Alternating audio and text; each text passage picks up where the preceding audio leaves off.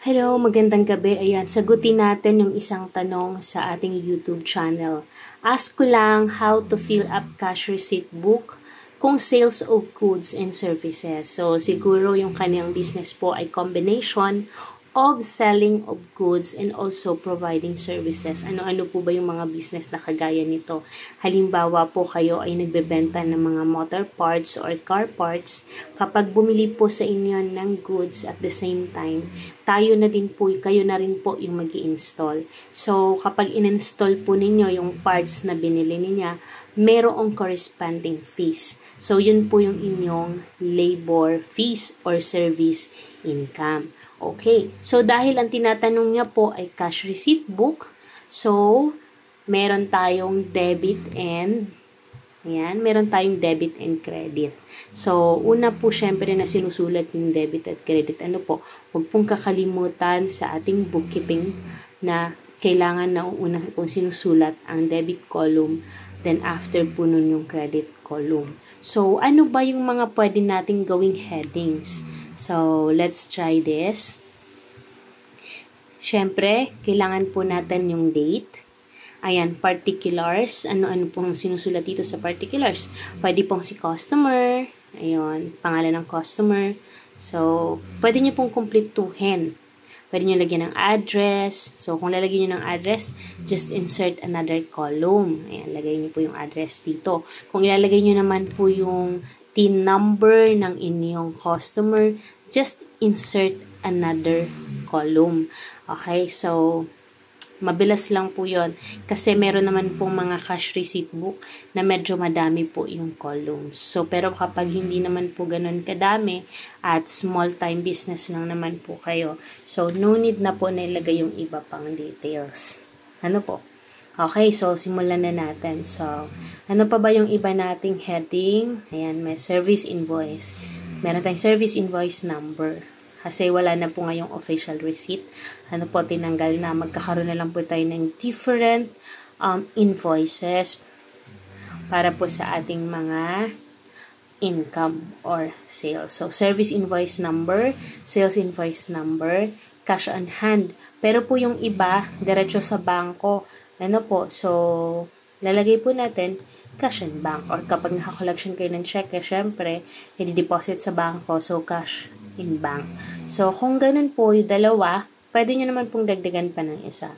Mayroon kayong column for cash on hand, meron din kayong column for cash in bank. Ano naman po itong EWT? So, ito po yung withholding. Kapag nagkaroon po kayo ng customer na nag-withhold, so, wag po kayong magagalit. Magpa-withhold po kayo as long as magbibigay po sila ng 2307. So, in case na meron kayong 2307 na matanggap, isulat nyo lang po sa EWT column or expanded withholding tax. So, ang percent na para po sa EWT, kapag sa goods, ayan, kayo po ay babawasan na 1%.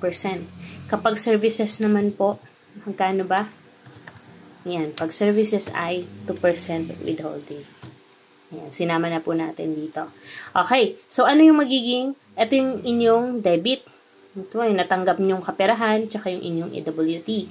So, bali, ang credit po ninyo ay service income at tsaka sales. Kasi nga yung sales para doon sa pagbebenta ninyo ng goods, ang service income naman ay para doon sa pagpo-provide ninyo ng services. So, halimbawa, maglagay tayo ng example. Halimbawa na may example pa. 728, si customer Jojo, ayan, hindi sa inyo bumili ng, kunwari, hindi siya bumili ng car parts or ng motor parts. Nagpa-install lang siya. Okay? Kaya meron din kayong car wash. So, ayan. O kaya nagpa-vulcanize. So, inisyan niyo siya ng service invoice number 001. At ang ibinayad na Jojo ay 500. Ayan, wala siyang EWT. So, dahil service invoice ang inyong inisyo, so, malamang sa service income po ninyo ilalagay yung 500. Yun yung inyong credit. Okay, sa sunod naman na araw, no, 29. Sa sunod naman na customer, sa date na ulit, ito ngayon. Okay, 28.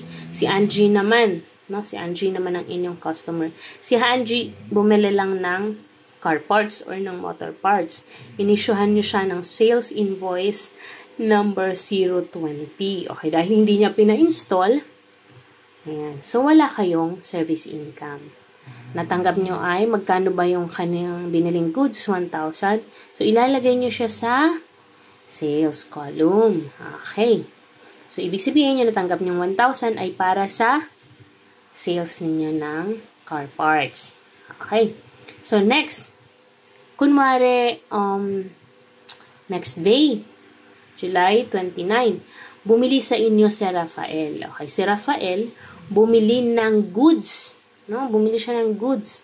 Anong binili niya? Car parts ulit. Bumili siya kunwari ng gulong. Ayan. Natatanggap kayo ng 1,100. Bakit 1,100? Kasi, yung gulong halagang 850. Ang mura naman ng gulong na ito. Tapos, pinakabit niya. Ang halaga ay 250. Kaya 1,1 yung inyong. Try nga natin kung tama yung addition ko. Ayan. 1,1 ang inyong natanggap na pera. Okay. So, dahil sa pagpakabit ng gulong, nag-issue kayo ng service invoice na 002. So, kaya sa isang cash receipt book, hindi kailangan paghiwalayan po no, ang cash receipt book for service at cash receipt book for sales invoice. Lalo na kung isa lang ang inyong libro. Hindi na kailangan paghiwalayin ng pages.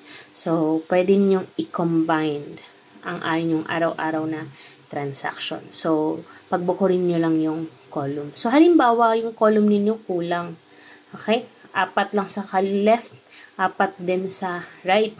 So, yun na yun. Ubusin nyo na yung 8 column para hindi po kayo mahirapan. Okay? So, pwede bang magdagdag ng line para yung isang column maging 2? Pwede. So, nasa sa inyo po yan. Basta ang importante, lahat ng transaction, laging tatandaan, ay recorded sa inyong books of accounts. Okay po. Yun lamang. Maraming salamat. Kung may katanungan pa po kayo, huwag mahihiyang magtanong.